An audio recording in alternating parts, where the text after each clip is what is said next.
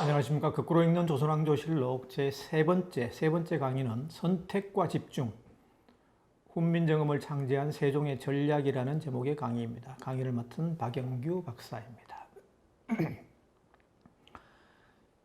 자, 한글은 이 세계에서 가장 배우기 쉽고 과학적인 문자입니다.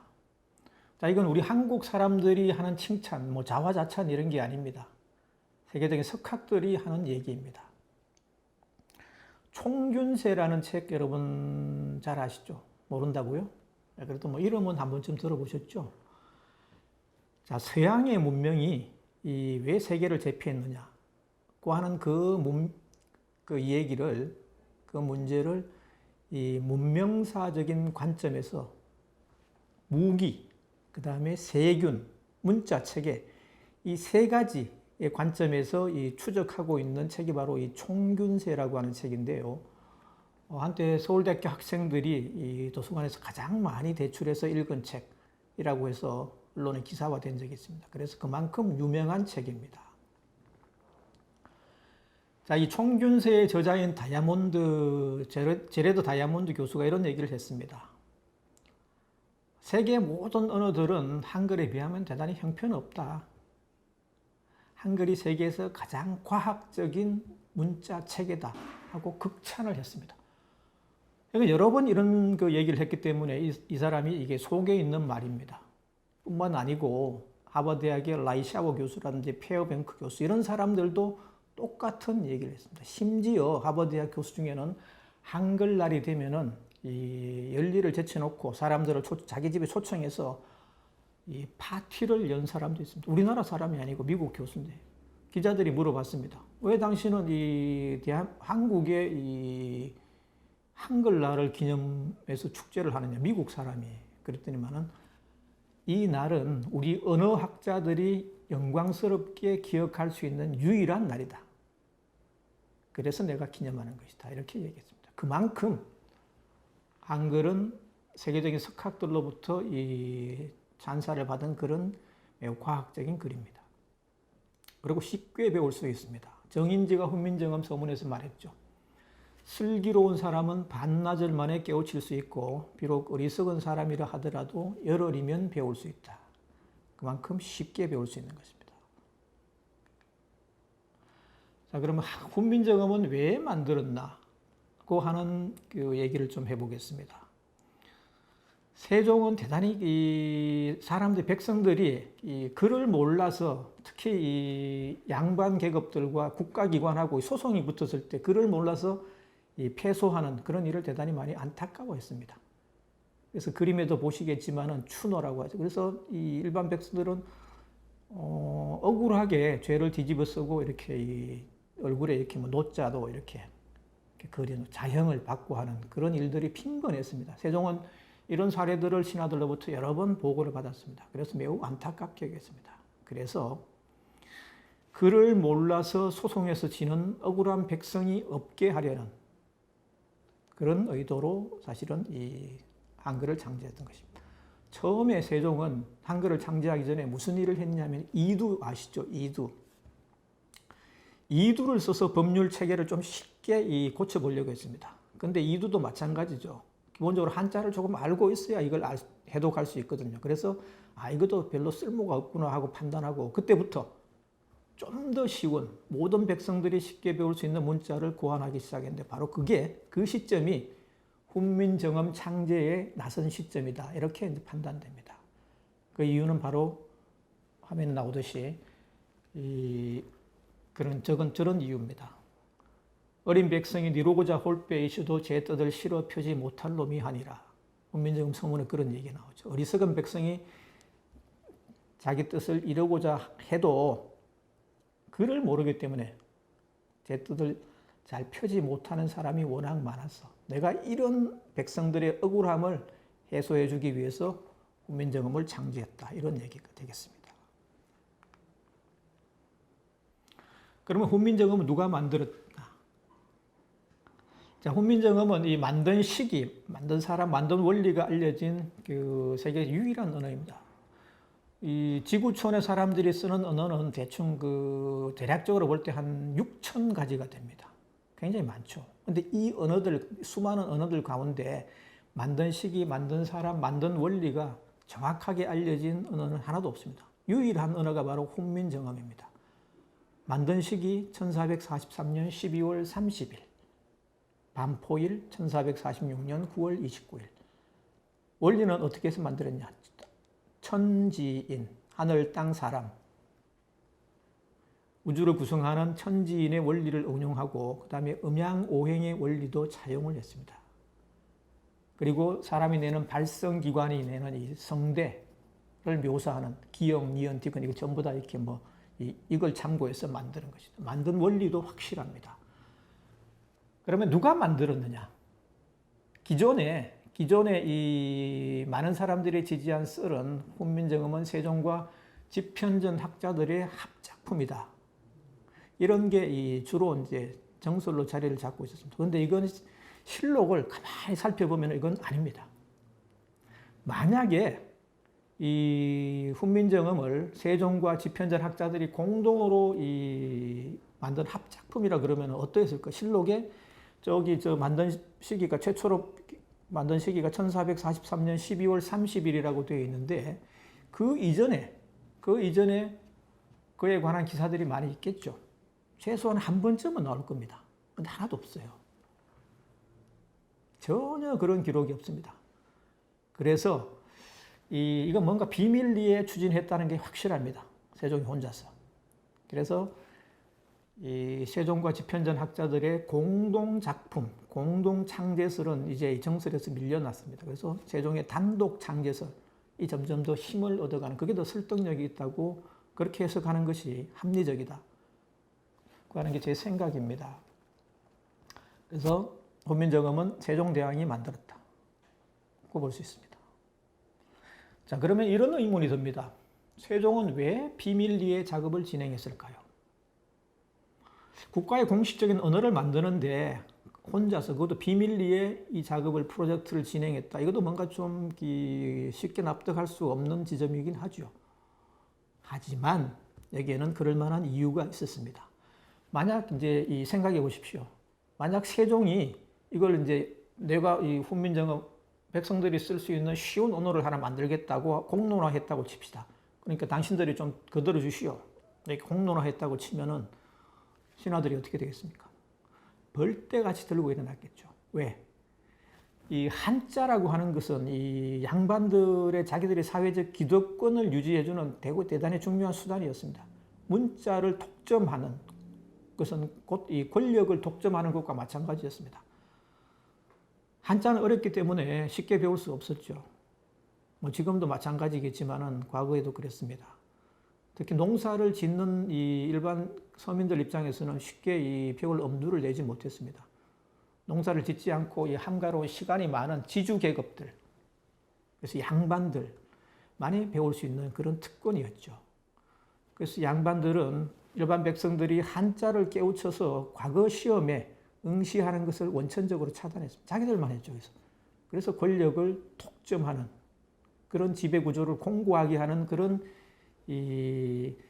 공고한 그런 체제를 구축하고 있었던 것입니다. 만약에 백성들이 너나 저나 이렇게 쉽게 배울 수 있는 문자가 만들어지면 어떻겠습니까? 그게 다 일시적으로 무너지는 거죠. 그래서 이런 이 사회적인 분위기, 양반 계급들의 이런 구조적인 속성에 대해서 세종은 훤히 내다보고 있었던 것이죠. 그래서 비밀리에, 극비리에 이 신하들에게 한마디도 하지 않고 극비리 혼자서 훈민정음 창제를 추진했던 것입니다. 실제로 그 이후에 이 한글이 창제되고 나서 그런 세종의 우려가 현실화되어 나타났죠. 이 화면에 나와 있듯이 이 사람이 이 드라마에 나오는 장면이지만은 최만리라고 하는 이 집현전의 부제학입니다. 집현전의 부제학이지만은 실제로 상근하는 사람은 이 부제학이 가장 높은 사람입니다. 그래서 센터장입니다. 그래서 이 사람을 비롯해서 집현전에 세종이 평소에 굉장히 아끼던 집현전 학자들이 연명을 해서 전하 이것은 아니되옵니다 하고 반대 상소를 올리죠. 왜 그러냐? 내세운 겉으로 내세운 명분은 그겁니다.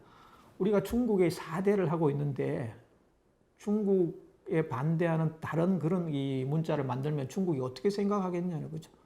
그래서 외교적인 마찰, 이 불가피하니 이건 안 된다.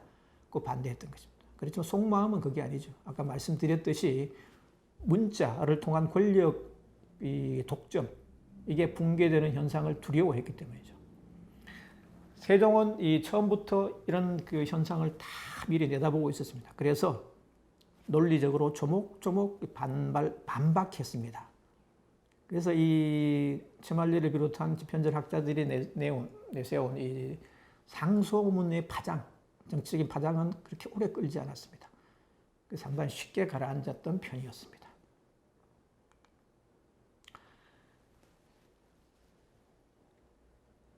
자, 훈민정음을 이 다른 프로젝트와는 달리 세종이 혼자 만들었는데, 그렇다면 세종에게 필요한 건 뭘까요? 가장 중요한 시간입니다. 여러 가지 책을 많이 봤기 때문에 뭐 언어학 책이라든지 뭐 과학 책을 너무 두루두루 통달했기 때문에 기본적인 식견은 뭐 걱정할 게 없었겠죠. 그렇지만 이제 물리적인 시간이 대단히 이제 필요했던 것입니다. 그래서 세종은 한글 창제에 필요한 물리적인 시간을 확보하기 위해서 두 가지 정책을 씁니다. 제도를 정비합니다.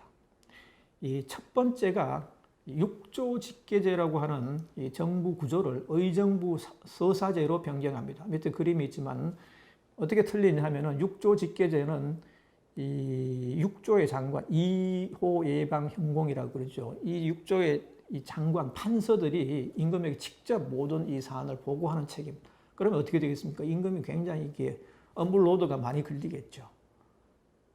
시간을 잘 쪼갤 수가 없을 겁니다. 이런 시스템 하에서는. 그래서 세종은 이걸 의정부 서사제로 바꿔버립니다. 의정부 서사제는 이 영의정, 좌의정, 이 우의정으로 구성되는 의정부에서 육조의 업무를 기본적으로 먼저 스크린을 합니다. 그래서 그러고 나서 그걸 종합해서 다시 이제 임금에게 보고하는 것이죠. 그렇게 되면은 아무래도 임금이 로드가 좀 적게 걸리고 시간을 좀 쪼갤 수가 있겠죠. 그래서 의정부 서사제로 변경을 합니다. 그 다음에 그렇게 해도 시간을 충분히 확보하지 못하게 되자 세종은 또 다른 카드를 씁니다. 그게 뭐냐면 세자섭정입니다. 국방이나 인사와 같은 주요 업무를 제외하고 세자에게 자신의 업무와 권한을 대폭 위임합니다. 신하들은 당연히 반대했겠죠. 임금이 시퍼렇게 살아있는데 왜 현 임금의 권한을 세자에게 넘기느냐, 이게 이제 이런 이유로 이제 반대를 했습니다. 그렇지만은 이번만큼은 세종은 신하들의 이 말에 귀를 기울이지 않습니다. 자신의 소신대로 밀고 나갔습니다. 왜?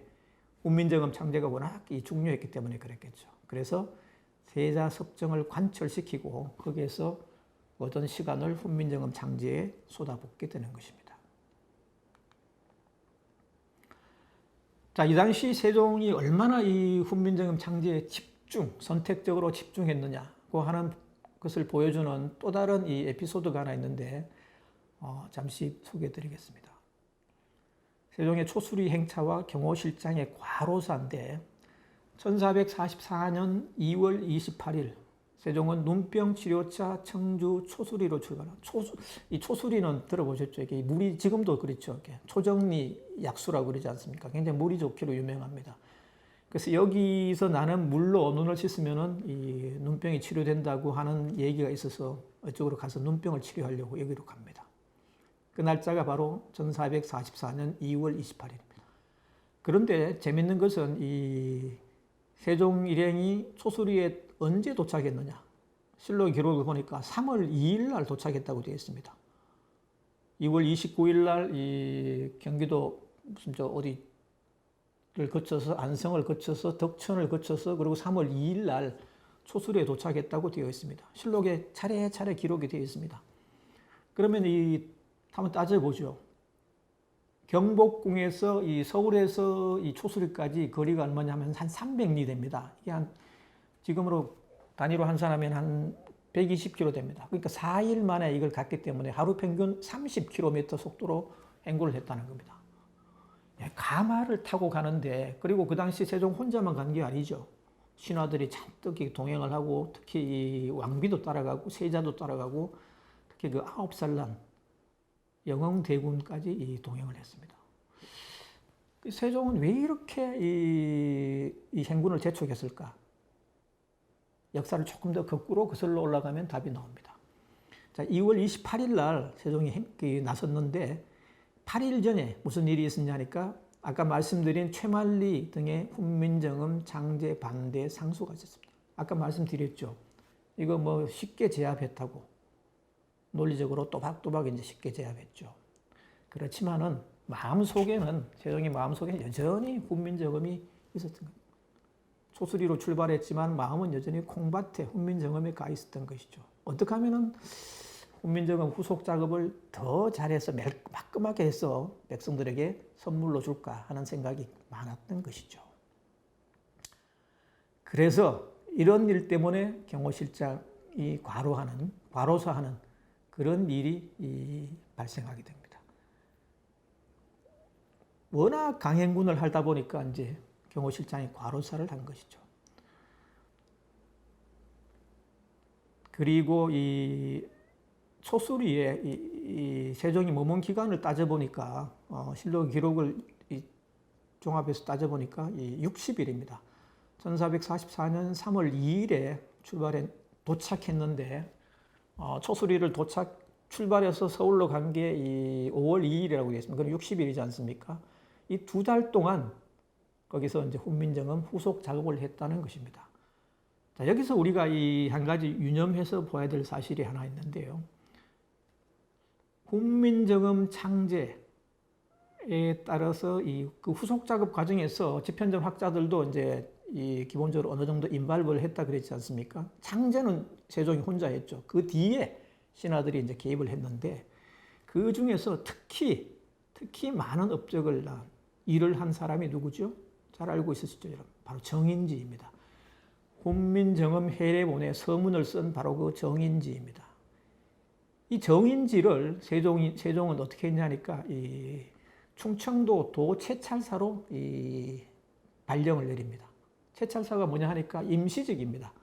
임시적으로 이제 도에 내려가서 민생을 살피고 뭐 특히 군사의 업무를 보는 직책인데 그 정규직이 아니고 잠시 가서 이제 보고 오라는 그런 임시직 공무원입니다.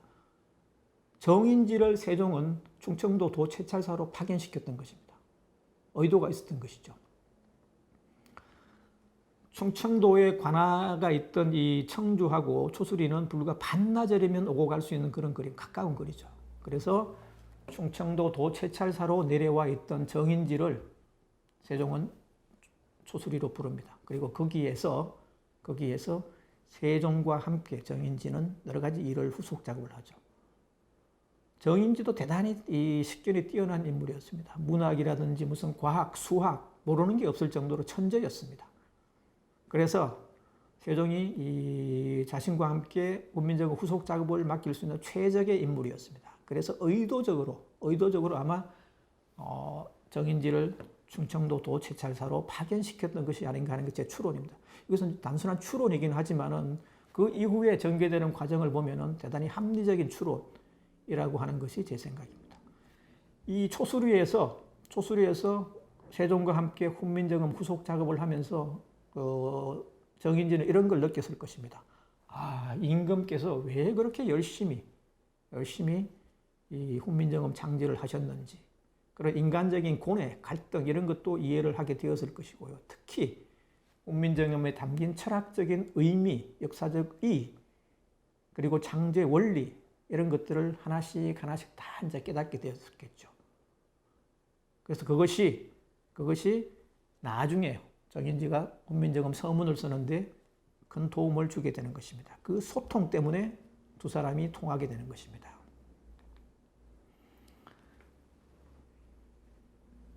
훈민정음이 공식적으로 반포된 게 아까 그랬죠. 1446년 9월 29일입니다. 이걸 양력으로 환산하니까 10월 9일입니다. 그래서 오늘날까지도 우리가 10월 9일을 한글날로 이렇게 기념하지 않습니까? 바로 이 실록의 기록에 의한 그런 이 기념일입니다.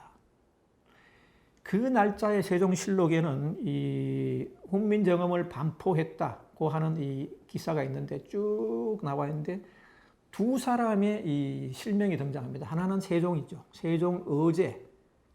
세종이 직접 이제 밝힌 서문입니다. 국어책에도 이렇게 나와서 이렇게 많이 읽어보셨죠. 나라 말씀이 딩격에 달아 여문자와로 서로 삼았지 아니할세. 이런 전차로 어린 백성이 이루고자 홀빼 있어도 제 뜻을 실어 펴지 못할 놈이 아니라. 아까도 말씀드린. 자, 이런 게 실려 있습니다. 나란 말이 중국과 달라 문자와 서로 통하지 않는다. 이게 이제 훈민정음을 창제한 기본적인 이유고 세종의제에 포함되어 있는 이 발문입니다. 그 다음 요게 끝나고 나서 실록의 기사에 바로 이어 등장하는 게